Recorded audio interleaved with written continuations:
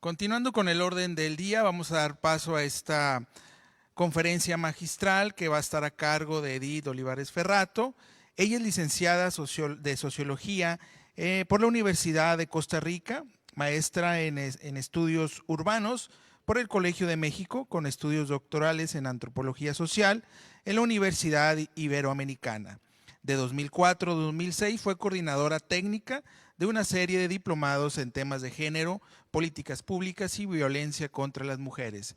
Entre 2008 y 2018 se desempeñó como consultora independiente en investigación aplicada y asesoría en el diseño de políticas públicas para la igualdad y la vida libre de violencia. Desde el 2019 se incorporó al equipo de Amnistía Internacional México, en donde ocupó la coordinación de amnistía e incidencia y luego la jefatura de la Unidad de Derechos Humanos. Actualmente es directora ejecutiva de Amnistía Internacional en México. Démosle la bienvenida a Edith Olivares Ferrato.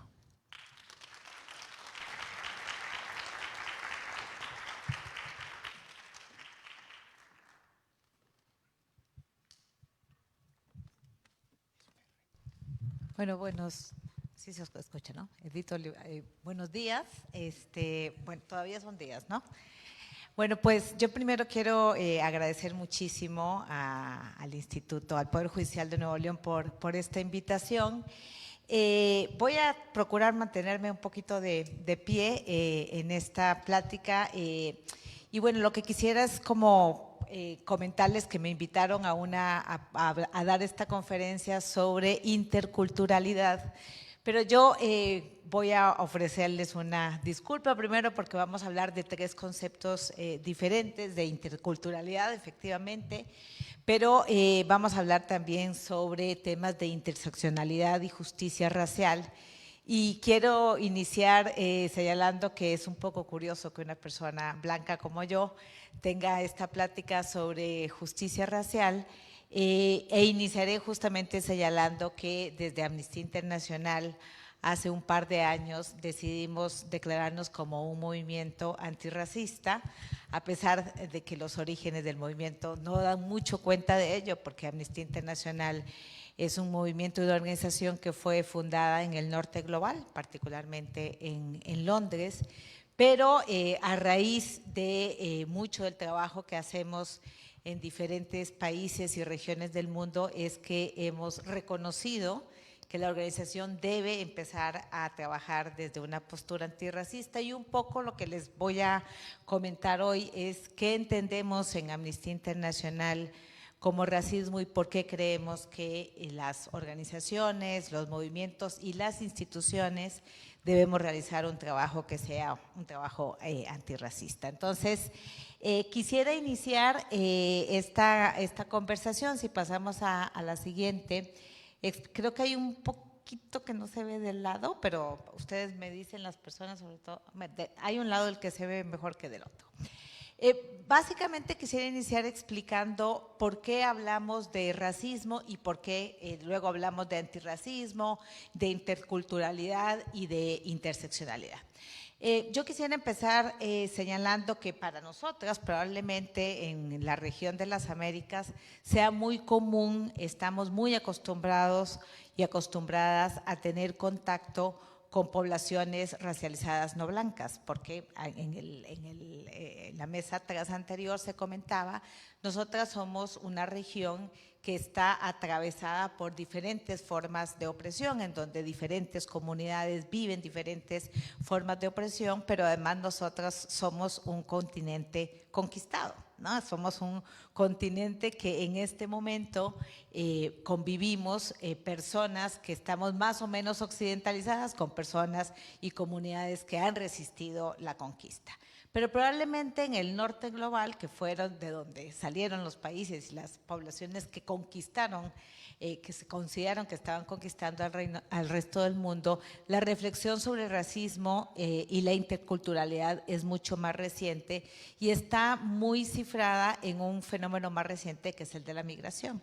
Para nosotros es algo con lo que convivimos todos los días. Entonces, desde nuestra perspectiva, de la perspectiva de Amnistía Internacional, un elemento fundamental es hablar del racismo como un fenómeno estructural, además de un fenómeno individual. Es decir, sabemos que hay personas que viven diferentes formas de discriminación y de opresión relacionadas con el color de su piel, con su procedencia étnica, con su procedencia de nacionalidad, y que este daño individual es muy importante de considerar y visibilizar para que podamos reparar el daño a esas personas o grupos y para que podamos también comprender cómo lo vivimos diferentes personas en el mundo.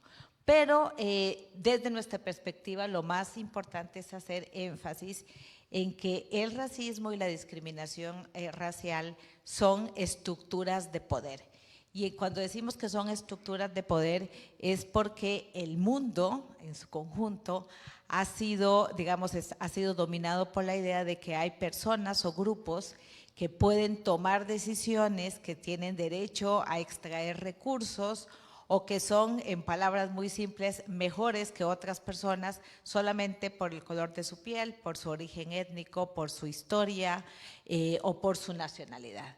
Y desde el punto de vista nuestro, este tema estructural es fundamental para poder entender y cambiar las violaciones a derechos humanos en que se basan estas desigualdades en relación del poder. Además, si comprendemos que el racismo y la discriminación racial, si hacemos énfasis en el tema estructural, también podemos hacer cambios de manera estructural y no solo proponer cambios que sean de tú a tú, de persona a persona, o cambios que tengan que ver con los cambios de comportamiento individual. Desde nuestra perspectiva, la exigencia y la construcción de cambios tiene que ser a nivel institucional y a nivel estructural para que podamos ver luego también cambios a nivel individual. Si pasamos a la siguiente. Bueno, ¿de qué hablamos cuando hablamos de un racismo que es de carácter estructural o institucional? Y voy a hacer primero énfasis en la parte institucional porque Amnistía Internacional es una organización o movimiento que hace básicamente dos cosas. Nosotras lo que hacemos por un lado es investigar graves violaciones a derechos humanos que cometen estados, partidos políticos, iglesias, empresas. Denunciamos esas violaciones a derechos humanos que documentamos en investigación y lo hacemos a través de lo que nosotros denominamos campañas. Las campañas en Amnistía Internacional están orientadas a que las personas nos movilicemos para exigir justicia por esas violaciones a derechos humanos que hemos documentado. ¿Y cómo lo hacemos? Pues lo hacemos a través de campañas como de publicidad, que es lo que conocemos, las acciones en prensa, lo hacemos a través de la movilización y el activismo, lo hacemos a través de educación en derechos humanos y lo hacemos también a través de interlocución política. Entonces, nuestro trabajo siempre está orientado a generar cambios. Y estos cambios se producen sobre todo a nivel institucional. De manera que si queremos tener sociedades mucho más igualitarias desde el punto de vista de la discriminación racial, necesitamos desde nuestra perspectiva hacer cambios a nivel institucional. Entonces, para eso tenemos que entender cómo actúan las instituciones o a qué es lo que llamamos racismo institucional. Y llamamos racismo institucional a estos cuatro elementos. Por un lado, el poder simbólico que tienen las instituciones, y con esto me refiero pues a los estados, a otras instituciones sociales como la familia, la iglesia, la escuela, los medios de comunicación, de clasificar a un grupo de personas como normales y a otro grupo de personas como diferentes o anormales, ¿no? Y entonces, en las sociedades que están atravesadas por la discriminación racial, lo que consideramos normal, correcto o incluso aspiracional son los valores y representaciones de las personas occidentales, en particular de las personas blancas. Y esto se expresa, por ejemplo, en muchas de las costumbres que nosotros consideramos correctas y de las que consideramos incorrectas. Entonces, escuchaba la mesa atrás anterior y entonces, por ejemplo, escribir bien para nosotras y escribir bien, por ejemplo, en el caso nuestro, el lenguaje español con los signos de puntuación adecuados, hablar, digamos, lo que llamamos correctamente, es decir, como establece la Academia de la Lengua Española, eso es lo que nosotras consideramos que es normal y adecuado. Y todo lo que se sale de ahí, Es decir, si tenemos lo que denominamos incluso vicios del lenguaje, eso se considera anormal o inadecuado, ¿no? Y esas son algunas de las prácticas del racismo, digamos, institucional. Cuando nosotros pretendemos normalizar a las poblaciones para que nos comportemos, estoy hablando de la lengua como un ejemplo, pero hay muchos otros comportamientos. Esto es lo que se refiere como al poder simbólico, ¿no? Y entonces tenemos muchas expresiones, por ejemplo en México, para decir cuando las personas se salen de eso que llamamos esa normalización. Por ejemplo, cuando hay mecanismos, por ejemplo, de participación política alternativos o cuando hay formas de comunicación que no son las que están normalizadas. El poder político, el racismo institucional también se expresa en poder político cuando se priva de derechos básicos a las personas que no son blancas y además cuando el Estado, digamos, recoge todo el poder para imponer diferentes formas de segregación y desigualdad. Y probablemente aquí a la cabeza se nos vienen los ejemplos como mucho más rudos de segregación y discriminación, como las expresiones que se dieron de apartheid, que se dan todavía en algunos de los países africanos, o como algunas de las expresiones de racismo que se dieron, por ejemplo, en Estados Unidos con las políticas de segregación. Pero en América Latina tenemos también muchas expresiones de racismo, sobre todo hacia nuestras poblaciones originarias, hacia las poblaciones indígenas. Por ejemplo, en muchos de los países de América Latina siguen existiendo estas prácticas de mantener a las poblaciones indígenas en ciertos territorios. No necesariamente que sea prohibido salir, pero sí que pensamos que es mejor que estén aisladas en territorios mucho más aislados y con acceso diferenciado a derechos. Por ejemplo, en algunos de los países de la región, hasta los años 90, las poblaciones indígenas no podían ejercer el derecho al voto, por ejemplo, y eso claramente les excluye de un derecho básico. Y si pensamos con mucho más, digamos, profundidad, podríamos ver cómo ahora, aunque legalmente no hay exclusión de algunos derechos, sí hay lo que llamamos discriminación indirecta. Entonces, cuando decimos, por ejemplo, que una persona para tener, por ejemplo, para poner un proceso legal tiene que saber escribir para poder poner una demanda, estamos excluyendo a grandes sectores de la población de un derecho básico como es el acceso a la justicia. Cuando hablamos de racismo institucional hablamos también de poder social, que implica negar a un grupo de personas en razón de su color, de su etnia o de su nacionalidad u origen étnico, la inclusión o pertenencia plenas a diferentes formas de la vida asociativa, ¿no? Entonces, por ejemplo, cuando tenemos normas, algunas legales, pero otras que pueden ser de usos y costumbres, en donde hay personas que están excluidas de ciertos espacios, por ejemplo, los espacios de poder político o diferentes formas de organización, también hablamos de que ahí hay racismo institucional. Y finalmente, una de las más claras expresiones de racismo institucional es la que tiene que ver con el poder económico, porque en nuestras sociedades se privilegia a las personas blancas en el acceso a, por ejemplo, a espacios laborales, al progreso, a la riqueza y a la acumulación. Si nosotras vemos alrededor del mundo la cantidad de personas, la proporción de personas que son las más ricas del mundo, en su mayoría son personas que, digamos, expresan esta lógica, digamos, de racismo institucional. En su mayoría son personas blancas y la enorme mayoría de las personas pobres en el mundo y en México también son personas racializadas no blancas. En el caso de México es muy, muy claro, los estados de la República con más pobreza son Chiapas, Guerrero, Oaxaca, ¿no? Los estados en donde predomina la población indígena en el país. Si pasamos a la siguiente.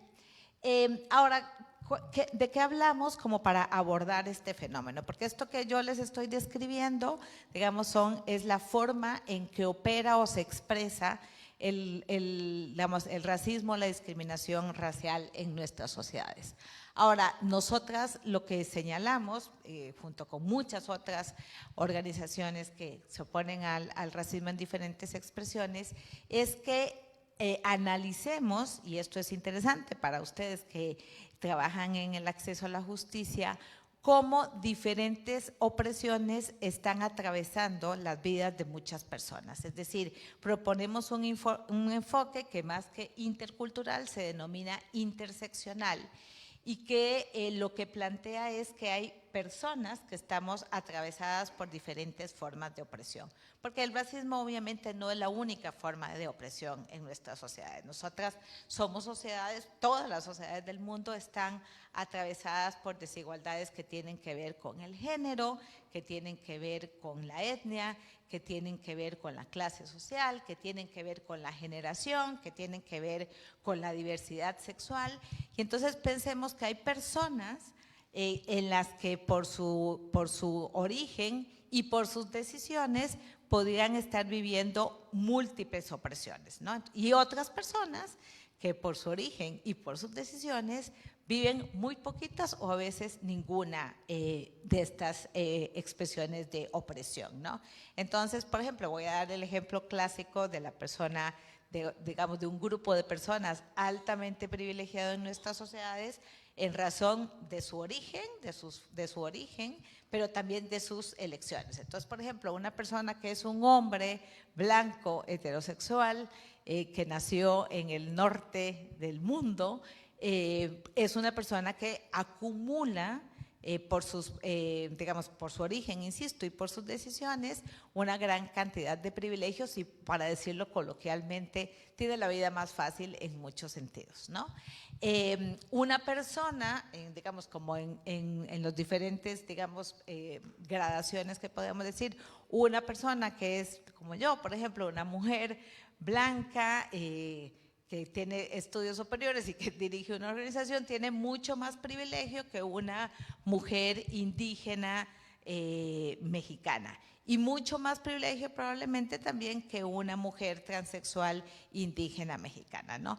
Eso no quiere decir que esas personas sean mejores o peores, sino que socialmente somos valoradas de manera diferente y que además todas esas formas de discriminación operan de modo articulado y no de modo aislado. No es que yo me muevo para acá y ahora soy mujer, y me muevo para acá y ahora soy blanca, y me muevo para acá y ahora soy directora de una organización, sino que las personas encarnamos esos privilegios o esas desigualdades y esas formas de discriminación actúan y las actuamos de manera incluso inconsciente, ¿no? Es decir, hay muchas de estas expresiones de discriminación de las que no somos tan conscientes, y si no somos conscientes, en el caso de ustedes, muy importante, que se encargan sobre todo del acceso de las personas a la justicia, si no somos conscientes de que operamos con estas formas de discriminación, las vamos a reproducir, ¿no? Y entonces reproducimos algunos de los estereotipos o sesgos, en este caso racistas o clasistas o sexistas, que impiden que las personas podamos ejercer plenamente a derechos como el acceso a la justicia, ¿no? Y además estas formas de discriminación se combinan, como decía, de diferentes maneras, tanto en quienes las viven como en quienes no las están viviendo. Es decir, las expresiones de discriminación o de opresión o de racismo, diferentes formas de sexismo, homofobia, etcétera, las vivimos de manera distinta los diferentes grupos sociales y también de manera distinta a través del tiempo. La perspectiva interseccional justamente lo que pone en el centro es que debemos, digamos, ser conscientes y estudiar estas diferentes formas de opresión para poder no aplicarlas o para poder erradicarlas. Si pasamos a la siguiente, aquí tengo brevemente, no lo voy a leer todo, pero lo que quería básicamente señalarles es que además de la postura que nosotras tenemos en Amnistía Internacional, no es una postura tan original, porque desde hace más o menos 10 años la comunidad internacional ha venido generando instrumentos internacionales que definen el racismo, la naturaleza ideológica del racismo y además la comunidad internacional, tanto a nivel interamericano, en que tenemos una convención interamericana contra el racismo, la discriminación y las otras formas conexas de intolerancia, como a nivel global, en el sistema universal también hay una convención internacional contra el racismo y la discriminación racial. Han venido, digamos, los sistemas dotándose de un instrumental jurídico para reconocer que existe el racismo y la discriminación racial, pero sobre todo para que los estados que somos parte de estos sistemas, que incluyen al Estado mexicano, que es parte de estos dos, para condenar esas formas y también para instar a los estados parte a que desarrollen políticas y acciones para combatir y erradicar el racismo y la discriminación racial. En particular, muchos de los llamados que se hacen desde el Sistema de Naciones Unidas y desde el Sistema Interamericano tienen que ver con políticas para la prevención y que eviten las formas, digamos, explícitas de discriminación. Si pasamos a la siguiente, podemos ver algunas de las definiciones de la Convención Internacional sobre la eliminación de todas las formas de discriminación racial, en que define la discriminación racial, esta sí la voy a leer, como toda distinción, exclusión, restricción o preferencia que esté basada en motivos de raza, color, linaje u origen nacional o étnica, que tenga por objeto o por resultado anular o menoscabar el reconocimiento, goce o ejercicio en condiciones de igualdad de los derechos humanos y libertades fundamentales en las esferas política, económica, social o en cualquier esfera de la vida pública. Y aquí yo quisiera subrayar sobre todo el señalamiento de que tenga por objeto o por resultado, porque lo que la Convención reconoce es que no necesariamente estas normas o prácticas se hacen intencionalmente. Pueden hacerse intencionalmente, y esto es cuando hay prácticas de discriminación directa, pero puede hacerse sin intención, pero que tenga ese resultado. Y también esas son prácticas que pueden ser prácticas de racismo o de exclusión o discriminación racial. Voy a darles un ejemplo que es muy común en nuestro país y que tiene que ver con el tema de saber leer o escribir, ¿no?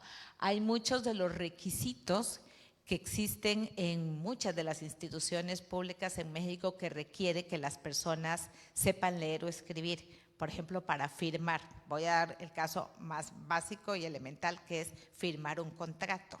Para firmar un contrato hay que saber leer el contrato, ¿no? De lo contrario, sería hasta una violación a derechos humanos que una persona tenga que firmar un contrato que no ha podido leer.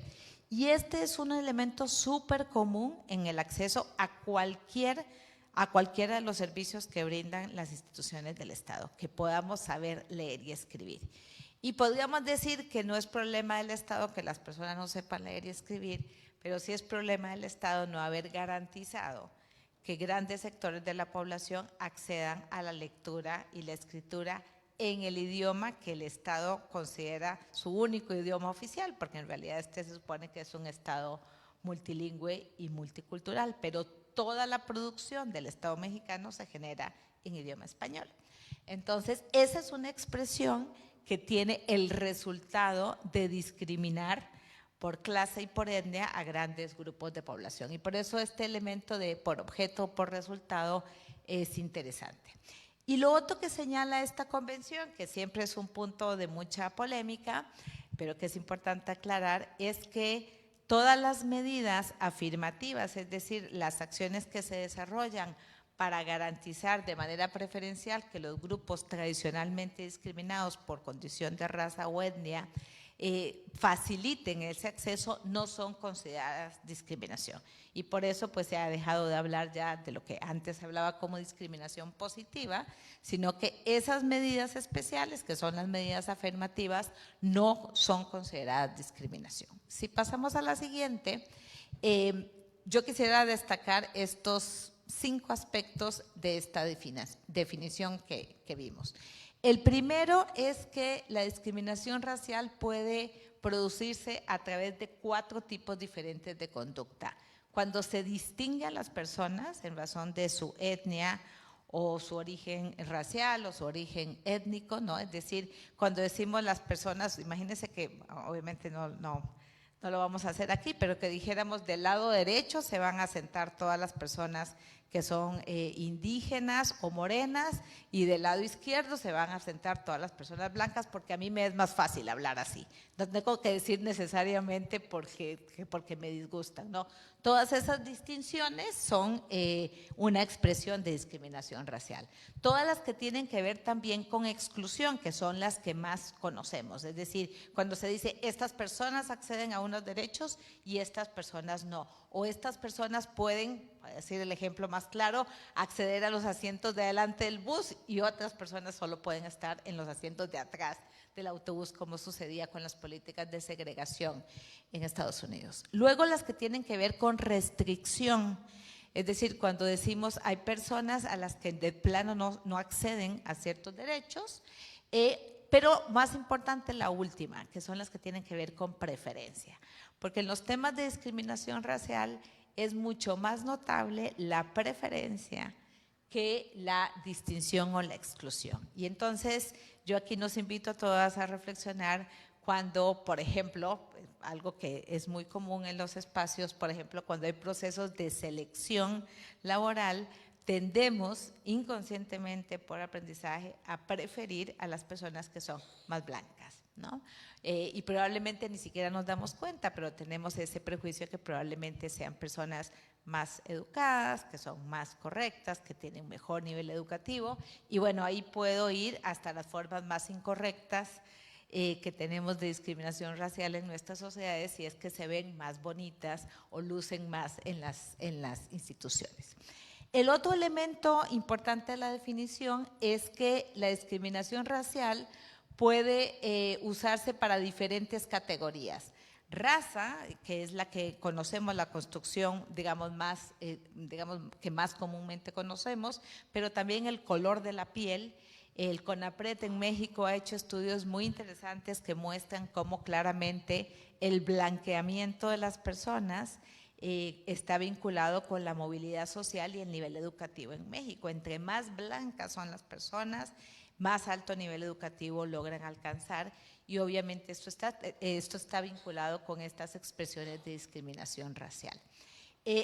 La otra tiene que ver con la ascendencia, no necesariamente con el hecho de que en este momento las personas, por ejemplo, hablen lenguas indígenas, pero sí que sus padres, madres o abuelos o abuelas, y esto también tiene que ver con el tema de la ascendencia. Los otros dos tienen que ver con origen nacional u origen étnico. Y el tema de origen nacional es muy importante en un mundo tan globalizado en donde hay grandes sectores de población que constantemente están migrando. Y el elemento de la discriminación racial por origen nacional vinculado o cruzado con origen étnico, por ejemplo, se expresa muy claramente en todas las políticas migratorias, ¿no? Algunas de las cuales son directas y otras son indirectas. Les voy a comentar, por ejemplo, algo que nosotras hemos estado observando en los aeropuertos mexicanos, y es que hay se denomina perfilamiento racial, es decir, que las personas del Instituto Nacional de Migración, que son las que sellan el pasaporte cuando las personas entran, excluyen a ciertas personas de ingresar al país. Y hemos visto cómo se ha observado un incremento en la proporción de personas, particularmente las personas afrodescendientes de diferentes regiones, sobre todo de Latinoamérica, que son devueltas, no las dejan entrar a México aunque cumplan los requisitos, ¿no? Porque además los estados no tienen que darle una explicación. Cuando una persona es extranjera y va a entrar a un país, no hay que darle una explicación de por qué no entra. El estado se puede reservar. Pero es consistente que hay ciertas personas que están siendo excluidas, como también nos sucede en muchos casos a las personas de América Latina cuando viajamos a Europa. Entonces, este tema del origen nacional es también muy importante como una expresión de discriminación racial. No sé si ustedes si hay aquí o si conocen a personas, por ejemplo, colombianas, son sistemáticamente excluidas y deportadas en muchos países, aun cuando no requieren visa, y también ahí hay un tema de discriminación racial. El otro elemento que me parece interesante de la definición es que para que una conducta se considere discriminación racial, como decía, puede ser que tenga que ver con el objetivo explícito o con el efecto que tiene de dificultar el reconocimiento, disfrute o ejercicio de los derechos humanos, que es un poco lo que ya les había dicho. No solo tiene que ser intencional, sino con que tenga ese efecto. El otro es interesante, y es que el concepto de discriminación racial dentro de la definición no se aplica normalmente a los estados por dar un trato distinto a las personas nacionales y no nacionales. Y aquí la convención, digamos que de alguna manera reconoce que los estados otorgan diferentes derechos a las personas que tienen una nacionalidad y a las personas que no tienen esa nacionalidad, e incluso que las puede categorizar de acuerdo a si son naturalizadas o no.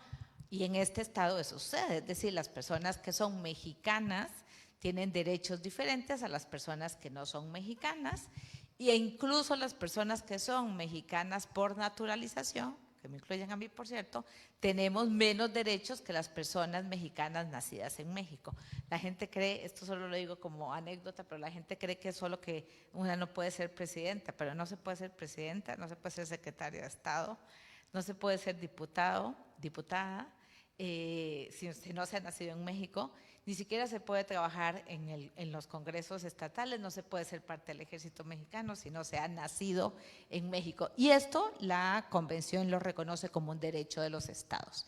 Y como les decía, no se considera discriminación racial las medidas afirmativas que facilitan o que promueven el acceso, digamos, de manera más acelerada a los grupos discriminados tradicionalmente en razón de raza al pleno acceso a los derechos. Si pasamos a la siguiente.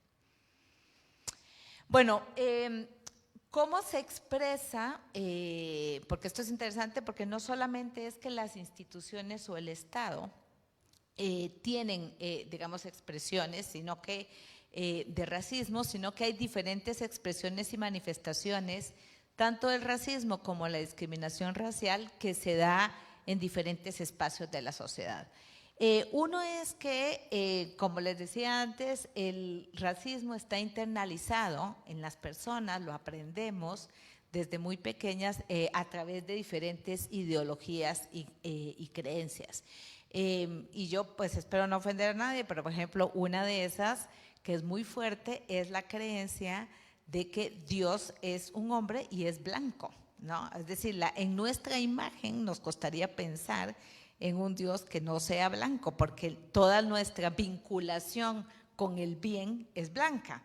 Fíjense que los elementos del racismo están tan institucionalizados en nuestra mentalidad que cuando queremos decir que algo es malo es algo negro o algo oscuro, ¿no? Decimos, en blanco y negro para distinguir, y decimos, por ejemplo, y lo digo porque últimamente yo misma he estado pensando mucho cómo dejar de decir un periodo oscuro de la historia, ¿no? Para decir que obviamente ese no es un periodo buenísimo de la historia, ¿no? Entonces, todo lo que es bueno está asociado a lo claro y a lo blanco, y todo lo que es malo está asociado a la oscuridad, incluyendo el temor, ¿no? Es decir, todas las expresiones que tenemos también de la oscuridad como algo que da miedo, ¿no? Luego el racismo es también interpersonal, y eso lo que quiere decir es que tenemos prácticas de racismo y de discriminación racial en las prácticas que tenemos de manera cotidiana. Y voy a dar un ejemplo que está muy centrado en las desigualdades de género, pero por ejemplo, cuando las mujeres estamos en la calle, tenemos más miedo de ataques que podamos vivir de ciertas personas que de otras. Es decir, un hombre moreno nos da más miedo que un hombre blanco, ¿no? Por ejemplo, ¿no? Porque hemos aprendido que hay, digamos, que las prácticas, digamos, de violencia podrían ser ejercidas más por hombres morenos que por hombres blancos, lo cual, por supuesto, no tiene absolutamente ninguna, digamos, correspondencia en la realidad, pero es algo que hemos aprendido históricamente, ¿no? El otro es que el racismo es institucional, es decir, el racismo está expresado en normativa, pero también en las prácticas institucionales. Por ejemplo, esto que les digo del tema del temor, se expresa también mucho en la actuación que tienen las corporaciones policiales, por ejemplo, que también hacen claramente un perfilamiento racial, ¿no? Entonces, por ejemplo, hay muchos estudios que muestran cómo las cárceles en la mayoría de países del mundo, incluyendo las nuestras, están absolutamente llenas de personas racializadas no blancas. En el caso de Estados Unidos, de muchísimas personas negras, y en el caso nuestro, de muchísimas personas morenas, ¿no? Entonces, claramente ahí hay un racismo institucional, tanto de los operadores policiales como de quienes operan el acceso a la justicia. Y el otro tema es que el racismo es estructural. Y para que todo esto cambie, es decir, para que cambie el racismo internalizado, el interpersonal y el institucional, es necesario cambiar las estructuras, porque aquí hay como un círculo en donde de lo institucional se pasa a lo estructural y de ahí a lo interpersonal, pero también las estructuras, si cambian, pueden afectar los cambios individuales, interpersonales e institucionales. Las estructuras son todo lo que tiene que ver con las instituciones, la legislación y las prácticas, pero también otras estructuras que tenemos en nuestra sociedad, por ejemplo, las estructuras económicas, que también operan a través de estas formas de discriminación o que han internalizado estas formas de discriminación y desigualdad. Si pasamos a la siguiente. Bueno, todo esto es como lo malo, ¿no? O sea, todo esto es como para describir por qué estamos hablando ahora sobre, bueno, ahora me refiero por lo menos hace una década, sobre justicia racial, interculturalidad y derechos humanos.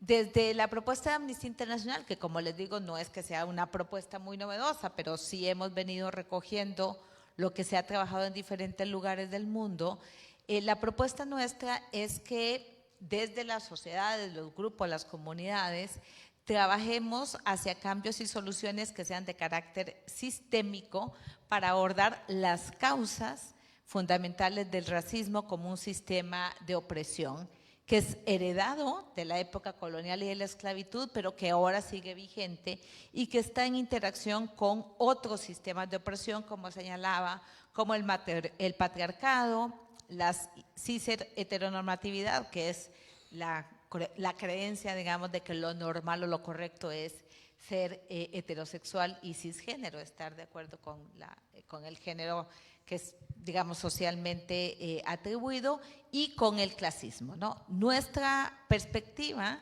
es una perspectiva crítica del derecho internacional y también una perspectiva crítica de la noción de interculturalidad, que es lo que es interesante, porque la noción de interculturalidad ha sido, digamos, puesta mucho ahora en años recientes, digamos, en cuestionamiento, porque habla de la mezcla o de la integración de grupos de diferentes, digamos, orígenes étnico-raciales. Pero cuando hablamos de mezcla o de integración, parece que estamos hablando de que hay un grupo que es como dueño de esa sociedad y los otros grupos tienen derecho a mezclarse o acceder a derechos. Cuando hablamos de la perspectiva interseccional, lo que decimos es aquí nadie es dueño, o todas somos y todos y todas somos dueños de los espacios, y me refiero de las comunidades, de los territorios o de los estados, o nadie es dueño, ¿no? Pero no es que hay unos que eran dueños, por ejemplo, los que son nacionales de un país, y otros llegaron y entonces tienen que mezclarse e incluso adaptarse a sus prácticas o a sus digamos, elementos culturales, sino más bien señalar que las diferentes sociedades están atravesadas por personas que viven diferentes opresiones y que no hay sociedades que sean homogéneas y tal vez ni siquiera debería haber. Es decir, que si hay algún elemento característico de los grupos sociales es la diversidad. Diversidad de toda la que ustedes quieran, ¿no? Y que es esa diversidad con la que debemos, digamos, aprender a convivir y a garantizar que todas las personas tengamos acceso a todos nuestros derechos, independientemente de nuestro origen étnico, de nuestra edad, de nuestra raza, de la clase social, y que los estados tienen la obligación de desarrollar políticas que permitan y garanticen que todas las personas en esa diversidad podamos acceder a derechos humanos. Si pasamos a la siguiente. Esto es un poco nada más como para comentarles cuáles son las prioridades globales que tenemos de trabajo en Amnistía Internacional y en las que estamos procurando o haciendo el esfuerzo por incorporar el enfoque antirracista. Uno es un trabajo que se hace sobre todo en los países que tuvieron tradición de esclavitud, de trabajar con las poblaciones para reparaciones por esclavitud y colonialismo. Eso es un trabajo que se está haciendo mucho en varias de las secciones de Amnistía Internacional en Asia, África e incluso en Estados Unidos y Canadá, que tiene un trabajo muy fuerte sobre temas de esclavitud y colonialismo. El otro elemento interesante es una postura política que tiene Amnistía Internacional sobre la justicia climática, en que enfatiza que la justicia climática es justicia racial. Y esto porque el trabajo que venimos haciendo en diferentes lugares del mundo sobre justicia climática muestra que los sectores que están siendo más, que están viviendo más las consecuencias de todo el, desastre climático en el mundo son justamente las poblaciones racializadas no blancas y que viven en territorios no urbanos. Y eso en México es muy claro. En México, por ejemplo, la defensa de la tierra, el territorio y el medio ambiente es una labor que desarrollan particularmente poblaciones racializadas no blancas que viven sobre todo en territorios indígenas, en las montañas, en territorios más aislados o en las zonas, como más selváticas del país, y son las personas que viven con mayor riesgo la defensa de la tierra, el territorio y el medio ambiente. Este es el tercer país con mayor número de asesinatos de personas defensoras de la tierra, el territorio y el medio ambiente, y la mayoría de esas personas que han sido asesinadas son personas indígenas o personas de comunidades indígenas, incluyendo algunas muy recientemente y, por cierto, incluyendo a un defensor de derechos humanos que fue asesinado el domingo, el padre Marcelo en Chiapas también, una persona claramente indígena. El otro tema prioritario de trabajo para Amnistía Internacional en la integración del enfoque antirracista es el racismo en las políticas migratorias, que ya comenté un poco, y esto es un trabajo que hacen mucho las secciones, sobre todo del norte global en Amnistía Internacional, pero también algunas secciones que trabajan en las Américas, como por ejemplo Venezuela. Tenemos una sección en Venezuela y ellos están viendo mucho cómo la población venezolana es sistemáticamente rechazada en algunos de los países del sur de América. Y también hacemos trabajo con población haitiana que también está viviendo la exclusión en las políticas migratorias. Lo otro que trabajamos a nivel global es la violencia estatal y la criminalización, que son de carácter estructural. Por cierto, nosotras aquí en México el año pasado publicamos un informe sobre la criminalización de las personas que defienden la tierra, el territorio y el medio ambiente.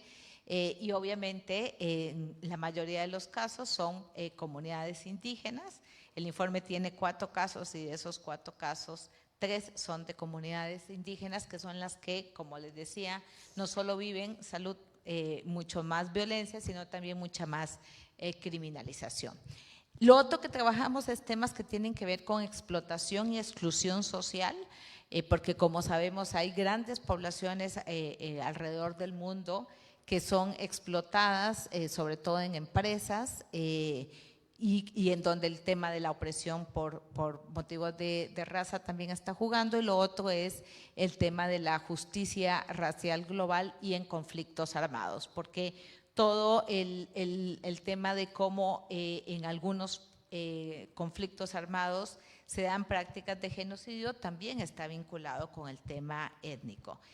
Amnistía Internacional publicó hace me parece como 2 años y medio, un informe que fue muy polémico en su momento sobre el apartheid en el Estado de Israel. Después de la publicación de ese informe ya empezó a hablar también Naciones Unidas sobre la exclusión de la población palestina en Israel como un tema de apartheid o discriminación racial. Si pasamos a la siguiente. Bueno, y ya con esto voy terminando porque me interesa también que podamos conversar si ustedes tienen algunas preguntas o reflexiones.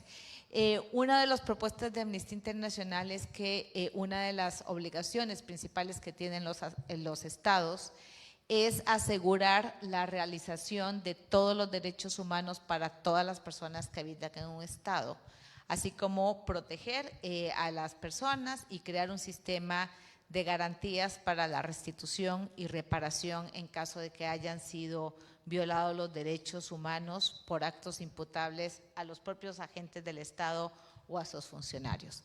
Desde nuestra perspectiva, esa es una de las principales razones de ser de los estados, es decir, los estados existen no solamente, digamos, para, digamos, administrar o controlar a la población o el comportamiento de la población o regularla, sino para que todas las personas podamos acceder a todos nuestros derechos. Y para que eso sea posible, el Estado tiene que reconocer también cuándo históricamente ha venido violando derechos. Entonces la última, si pasamos, si no me equivoco, la última. No, todavía me queda.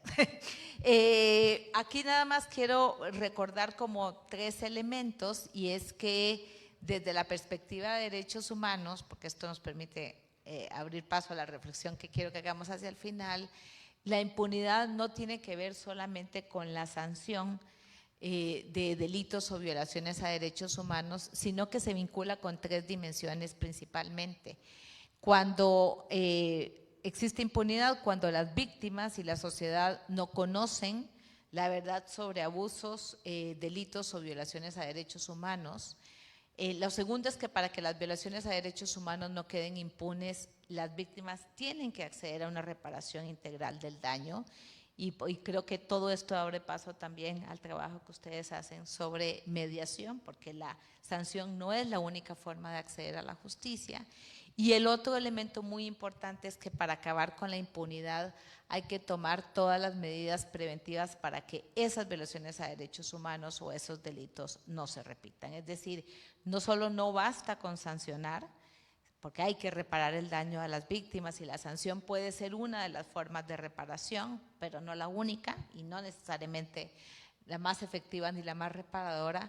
Pero lo tercero me parece muy importante, sobre todo para el caso de México, y es que necesitamos que el Estado mexicano, con todas las instituciones en su conjunto, empecemos a trabajar para que no se repitan las violaciones a derechos humanos. De lo contrario, lo que estamos haciendo es acumulando una gran cantidad, yo diría, de discriminación y de dolor en nuestras sociedades, y además una gran deuda con los grandes grupos de personas que están viendo sus derechos humanos violados. Entonces, ahora sí creo que es la última, si no me equivoco. Estoy anunciando nombre. No, todavía me faltan 2. Esto seguramente ustedes lo conocen muy bien, pero bueno, es simplemente para recordar que la reparación pasa por la restitución, la rehabilitación, la indemnización, y si pasamos a la siguiente, que ya sé que no es la última, la satisfacción y sobre todo las garantías de no repetición.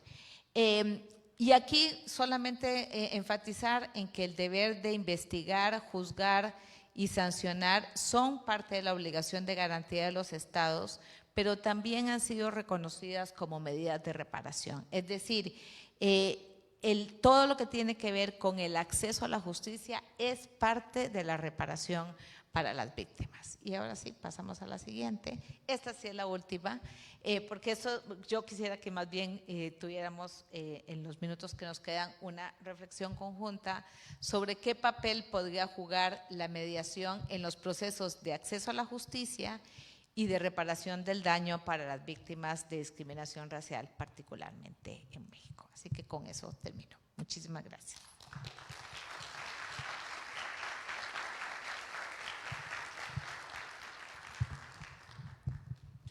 Vamos a dar un breve espacio de preguntas en caso de que alguno quiera realizarle alguna pregunta a la licenciada Edith Olivares Ferretto.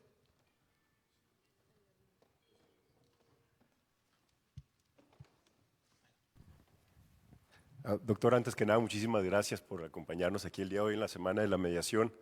Soy Rubén Cardosa y quiero preguntarle, porque es un tema que ha sido muy discutido a lo largo de los años y en algunas de los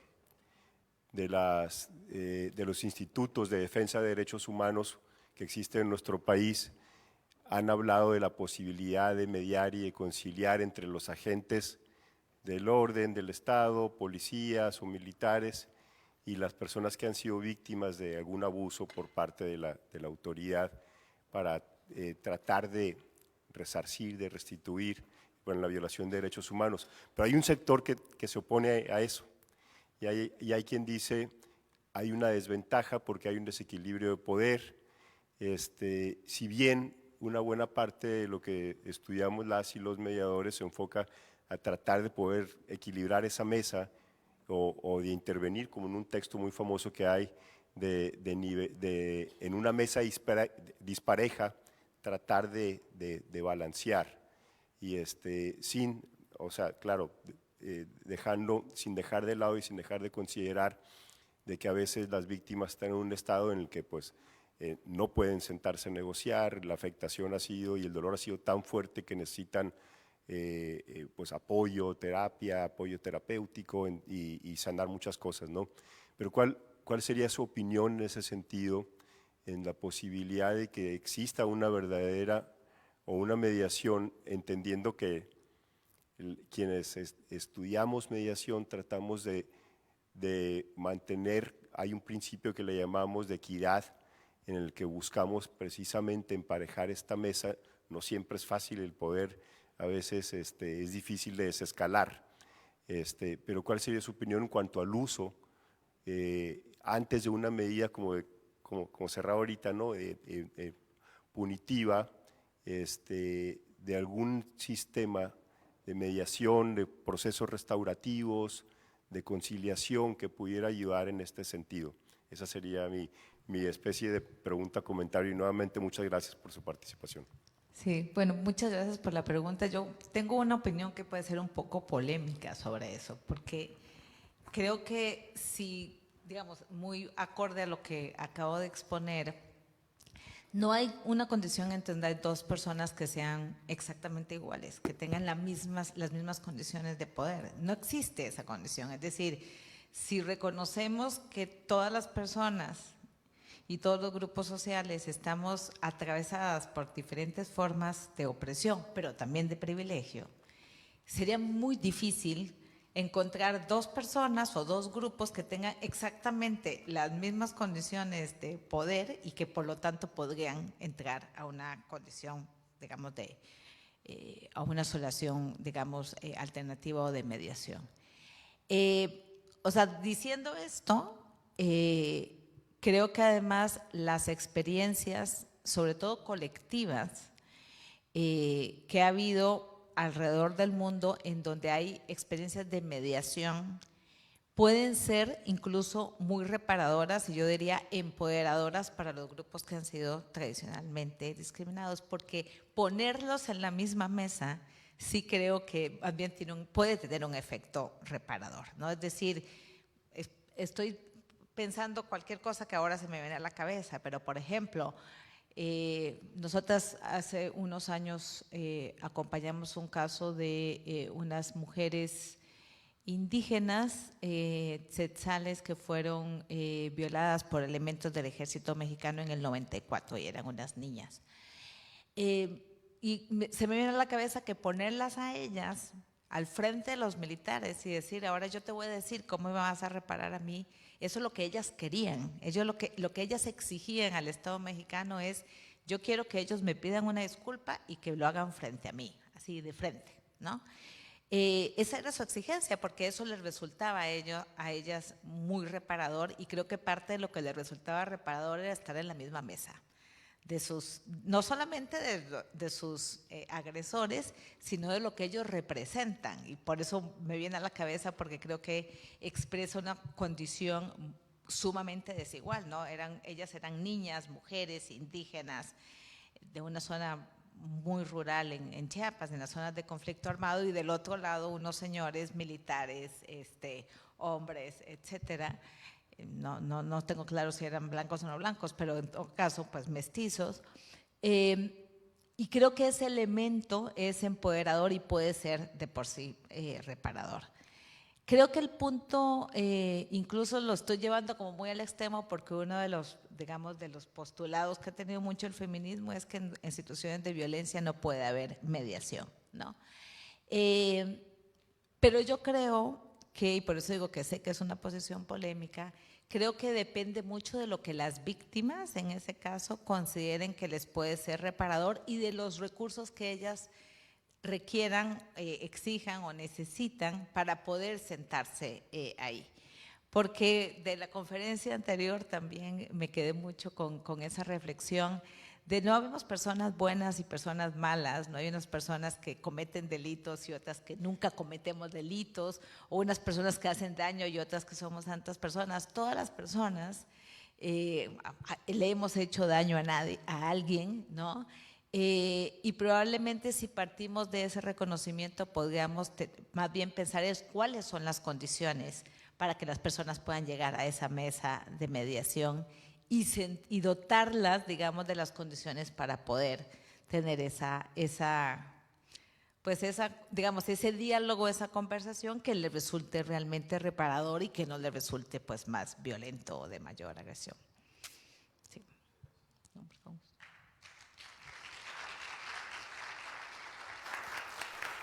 Tenemos una pregunta más. Ya está encendido el micrófono. ¿Ya? Hola, buenos días. Mi nombre es Andrea Ábrego. Yo soy agente de tráfico aeroportuario. Llevo ya 8 años laborando en el Aeropuerto Internacional de Monterrey. Se me han presentado diversas situaciones y entre esas pues no ha habido equidad en el trato de los pasajeros o de los clientes de las aerolíneas. Aquí pues en el área en el que yo estoy, que es servicio al cliente, pues tratamos siempre de buscar una manera equitativa para todas las personas y así ellos puedan realizar su trayecto, su viaje. Muchas veces esos viajes pues son viajes para encontrarse con su familia, un viaje vacacional. O sea, los viajes sabemos que es una inversión para la persona, para un propósito. Aquí mi pregunta, y que me gustaría que usted me ayudara, por favor, es una manera en la que yo pueda ahorita llevar a mi sector de servicio al cliente aeroportuario una mejor estrategia para poder apoyar a todas las personas y poderlos ayudar. En este caso manejamos vuelos internacionales, manejamos a personas que vienen de Colombia, de Venezuela, de Bolivia, también de El Salvador, de Cuba, y siempre cuando llegan efectivamente, como usted lo comenta, a migración, pues se les revisa la papelería, o de que sabes qué, no te puedes quedar porque no traes impreso en dónde te vas a hospedar, o no tienes esto, no tienes el otro, y nuestra manera de apoyarlos es de que solamente te falta imprimir en dónde te vas a hospedar. Sí, es que me están pidiendo un papel para imprimirlo. Ok, préstame tu reservación, vamos a checar y yo aquí te lo imprimo en la oficina para que puedas entrar o para que puedas ingresar. Siempre en cosas que podamos ayudar como imprimir papeles que ellos ya tienen, pues no hay ningún inconveniente. Siempre es apoyar a las personas. Y en cuestión de las personas indígenas, también tenemos, desgraciadamente, no tenemos a nadie que hable una lengua, pero también nos dimos la tarea de que como hay personas indígenas o que hablan diversos dialectos en el aeropuerto, pues ya las tenemos ubicadas y en dado caso que nos llegue una persona de esa condición, pues nos ubicamos con esa persona para que nos dé apoyo y pues podamos obtener la información que necesitamos para poder abordar a la persona y la persona llegue a su trayecto. Lo que yo vengo aquí es para buscar estrategias por mediación de la mediación y el arbitraje y también pues para apoyar a que todas las personas lleguen a su destino, como pues todos tenemos el derecho pues del libre tránsito, sobre todo pues aquí en nuestro país. Gracias. Bueno, yo primero, muchísimas gracias por el comentario. Yo lo primero quiero es felicitar la iniciativa, porque creo que lo primero que están haciendo es reconocer que eso existe, digamos que esas prácticas de las que yo estoy hablando no me las estoy inventando, que de verdad existen y que se hacen con ciertas poblaciones en particular, porque creo que cuando reconocemos que existe eso que denominamos perfilamiento racial, también sabemos que no son prácticas que haya que aplicar a todo el mundo, ¿no? Porque no es cierto que por ejemplo, en este caso, los agentes migratorios, a todas las personas nos piden digamos, estos requisitos, como la reservación o el número, la cuenta de dólares que trae, no sé qué. Entonces, eso primero reduce la población a la que van a tener que apoyar. Pero yo diría que lo primero es ese reconocimiento de que estas prácticas se están dando y que probablemente no les toque a ustedes hacer como una labor muy amplia de denuncia, pero sí de apoyo a esas personas como lo están haciendo. Creo que algunas de las estrategias que además han desarrollado son muy creativas, que es tal vez la compañía, la empresa no tiene posibilidad de tener personas que hablen diferentes lenguas, pero que ustedes puedan agenciársela buscando. Yo diría que hay otro elemento que se podría hacer, que es también registrar lo que está sucediendo, porque eso ayudaría también a que ustedes puedan decir, bueno, ya estamos previendo que estas personas se va a requerir, voy a decir cualquier cosa. No puedo dejar de tener papel y tóner en la impresora porque viene un avión de Avianca. Voy a decir cualquier cosa y si no lo tengo no voy a facilitar que las personas entren. Yo en realidad creo que podrían haber muchos tips, pero la verdad es que o sea, lo que yo tengo es como una felicitación, porque muchas veces las empresas lo que hacen es decir, esto no es mi problema. La que lo está haciendo el Estado, no soy yo, ¿no? Y mi servicio al cliente aquí se acaba porque el Estado es el que está excluyendo a estas personas, pero creo que facilitar el proceso, no solamente, me imagino que hay un interés, por supuesto, comercial en que la persona vuelva a comprar un boleto con esa empresa, pero creo que también hay un tema de calidad humana que las personas seguramente agradecen muchísimo y que también permite ir registrando, porque claramente además hay muchas otras personas afectadas, no solamente la persona, obviamente la que directamente está afectada, sino el conjunto de personas que están a su alrededor, y que también si hacemos eso visible, podríamos empujar un poquito un cambio. Yo, aparte de lo que están haciendo, yo les recomendaría que también busquen, muy probablemente, yo no soy de aquí, yo soy de la Ciudad de México, pero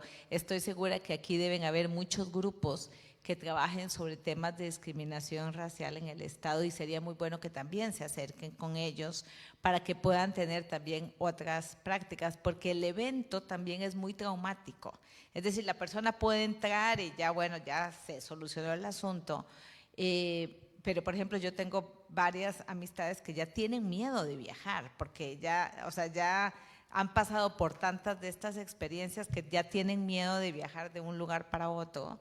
Y creo que también buscar algunos espacios de contención podría ser una alternativa, de darles alguna tarjetita de si quieres hacer algo con alguien con quien quieras hablar.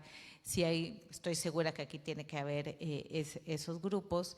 Y lo otro es, no sé si es el caso, pero muchas veces las personas, cuando nos vemos en esta situación, pensando en la persona que es afectada, pues obviamente perdemos el control, porque sobre todo si las personas son conscientes de que eso está sucediendo por un acto de discriminación, pues no es que nos pone felices, ¿no? Entonces, creo que también acudir a estos espacios para pensar cómo mediar, validando el enojo de la persona que está siendo discriminada, que no justifica obviamente un acto de violencia, pero sí validar que ese sentimiento es legítimo, porque es injusto, porque no debería suceder.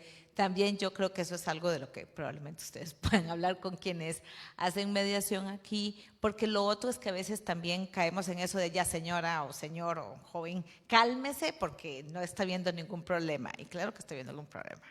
Entonces creo que validar también ese enojo por una injusticia que está sucediendo puede también ponerles a ustedes como un paso más allá de decirle a la autoridad, cálmese usted también, porque usted sí está cometiendo un acto discriminatorio, porque muchas veces las personas actuamos con mucho enojo. Pero muchas gracias por el comentario.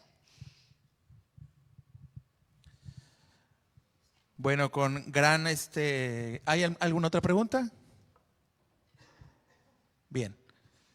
Queremos agradecer con gran aprecio a la doctora Edith Olivares Ferretto por esta charla o este conversatorio, esta conferencia que nos acaba de compartir con el tema de interculturalidad. Y en estos momentos queremos realizarle un reconocimiento que le van a entregar la licenciada Marina Yadbet Verástegui López y el licenciado Julián Israel Ramírez Cortinas. Es un reconocimiento muy especial por su participación y su experiencia compartida. De igual manera, se le hará entrega de un distintivo regional norteño, simbolizando con una tabla norteña tradicional como testimonio de nuestra apreciación y respeto por su trabajo. Este gesto busca expresar nuestra más profunda gratitud por su compromiso y dedicación en nuestro evento de la Semana de la Mediación 2025. Muchas gracias, doctora Edith Olivares Ferretto. 24. Semana de la Mediación 2024.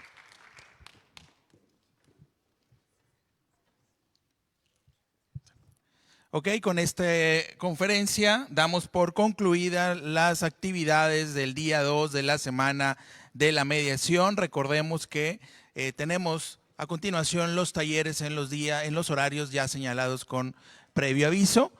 Para